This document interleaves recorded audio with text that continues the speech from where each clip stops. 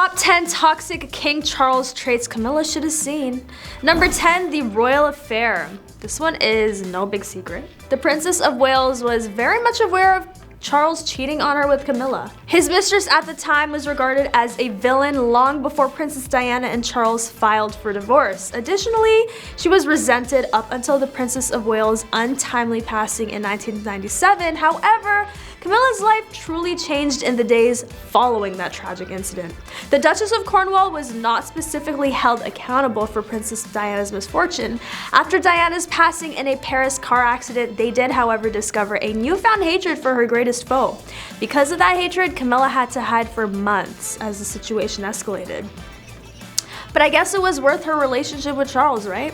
If Camilla had never gotten herself in this mess with Charles, being one of the most hated royals would have never been something she'd have to worry about.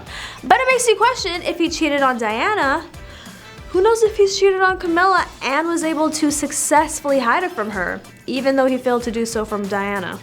Number 9, the palace staff. Even Prince Charles's cleaning staff once kept his affair with Camilla a secret from Princess Diana. So we know his staff really does ride for him. Or at the very least, they try to. The Prince of Wales' affair with the Duchess of Cornwall, which occurred while Charles was married to Princess Diana, as we all know, is well known to everyone. It is safe to assume that some members of the royal family are dissatisfied with the fact that their affair is getting screen time on Netflix's The Crown, making it by far one of the biggest royal relationship scandals. In a well-known interview with News of the World in 1995, the prince's valet Ken Stronach shared shocking details about Charles's affair. He was even fired because of his breach of confidentiality. Stronach claimed at the time that he scrubbed grass stains from Charles's pajamas after the prince would sneak out of bed in the middle of the night to meet with Camilla. Charles even made sure his staff made his bed look like he had slept there by ruffling it up. It was very elaborate, but no one was fooled. The valet claimed that he had become ill as a result of the strain of keeping Charles's secrets. He stated to the newspaper at the time, "We've all been told not to speak to anyone about anything throughout his time with Charles. I became extremely ill as a result of the strain of keeping his secrets." Even though Prince Charles has admitted to the affair and married Camilla, it's clear that the firm still doesn't like to talk about this royal stuff. Jealousy. During his marriage to Princess Diana, he had his first significant encounter with disapproving public opinion. Archival footage of the couple touring Australia in the new HBO documentary The Princess suggests that he was jealous of how much more popular she was.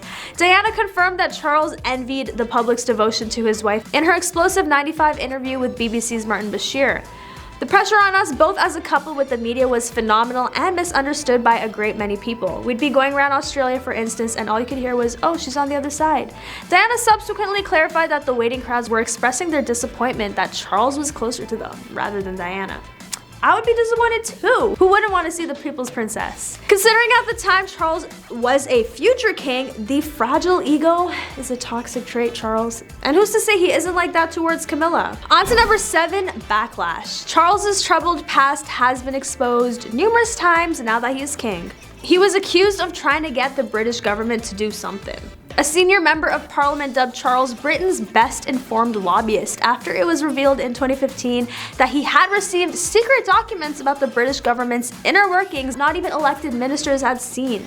The royal engaged in personal lobbying efforts to senior politicians about a variety of topics, including illegal fishing of the Patagonian toothfish and orders of military helicopters during the Iraq War. According to 27 memos that were provided to The Guardian and dubbed the Black Spider memos due to Charles's scrawl. Clarence House stated at the time that it is typical for heirs to the throne to be briefed on political topics. However, critics argued that members of the royal family should avoid politics. King Charles's political activism raises the question of whether he'll be a political outspoken monarch. According to University of Chicago historian James Vaughn, who spoke to Politico, the question mark would be, would he try to use his role in the unwritten constitution to influence the British government's policies? And thinking more than his mother probably ever wanted to. Number 6, the royal family versus Camilla. Even though Charles and Camilla's relationship was very serious, Camilla was still viewed negatively by the royals. For one thing, she was thought to be an experienced woman, which made her a no-go for the royal family when it came to finding Prince Charles a wife. In addition, she was not thought to be sufficiently aristocratic to be a princess. It is no secret that Diana's two sons never truly accepted Camilla once Charles brought her into the family, and although William might be less vocal about his opinion on her, especially as a future king, Prince Harry never held back his feelings about the Queen Consort. As the notorious third member of Princess Diana and then Prince Charles's marriage, she faces criticism constantly, resembling the evil stepmother from fairy tales. In memoir Spare, Prince Harry says that she was trying to get rid of her other women reputation and be seen as a legitimate royal wife by bargaining with the British tabloid media at his expense. That's some tea if I've ever seen some. Harry explained that after marrying Prince Charles in 2005, Camilla sought a revamp and was dubbed the villain by the British press. Because of the connections she was making within the British press that made her dangerous, he stated. Additionally, there was an unmistakable willingness on both sides to give information. Given that she was on her way to becoming Queen Consort and that she came from a family that was structured in a hierarchical manner, there were bound to be people or bodies discarded in the open. Number 5, revealing the big secret. Charles and Camilla probably would have married much earlier if Diana had survived and gotten married as expected. Instead, for a number of years, they kept their relationship under wraps and out of the public eye. In 2004, the Prince of Wales tied the knot with his longtime partner. She chose not to style her name as Princess of Wales, Diana's former title, even though she technically could have done so.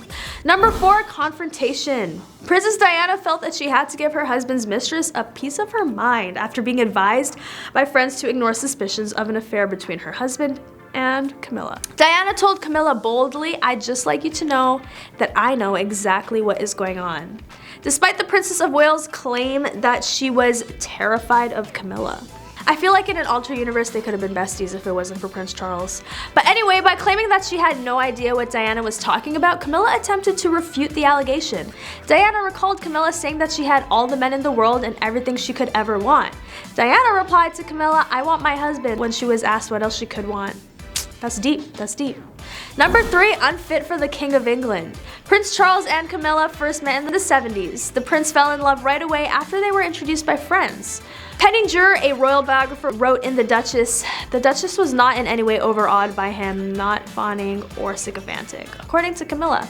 Even though they shared a strong bond, Camilla accepted that proposal from her on-and-off boyfriend, Andrew, after the prince was sent off with the Royal Navy in 1973.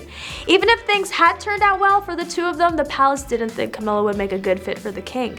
She did not come from an aristocratic family, which was very important back then. Number 2, Diana's mental health. After learning about the tragic ending of Diana and Charles's marriage, we find out how much his unfaithful and negligent actions impacted Diana's mental health. He clearly has narcissistic tendencies to the point where it became detrimental to Diana's health while she was alive. Who's to say he hasn't repeated that sort of behavior around Camilla?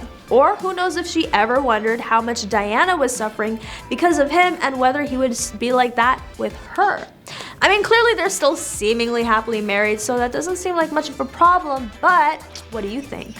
And finally, number 1, not the Queen's choice. It is not a secret that the extramarital affair between Charles and Camilla rocked the crown to its foundation and put the final nail in the coffin of Princess Diana and Prince Charles' strained marriage.